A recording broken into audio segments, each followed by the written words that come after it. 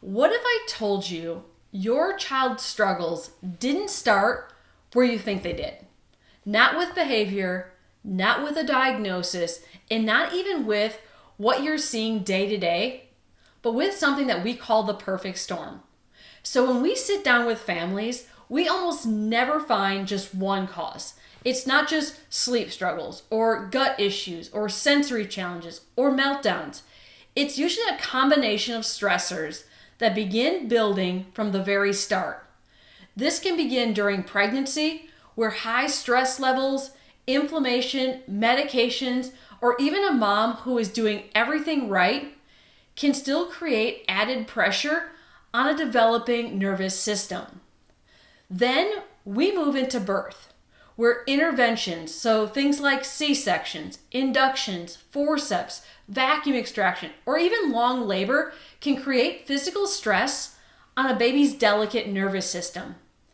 After that come those early childhood stressors, maybe colic, reflux, ear infections, antibiotics, falls, or developmental challenges.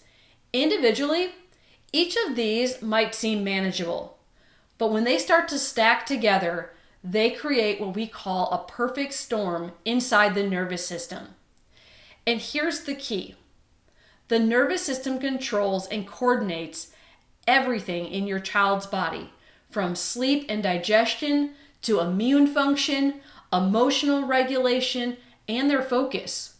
When that system becomes overwhelmed and stuck in stress, the body can't adapt the way it was designed to.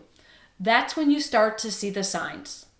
Maybe a child who is constantly in fight or flight, who feels wired and tired, who can't settle, they can't sleep, and they can't regulate, even when you are doing everything that you've been told to do.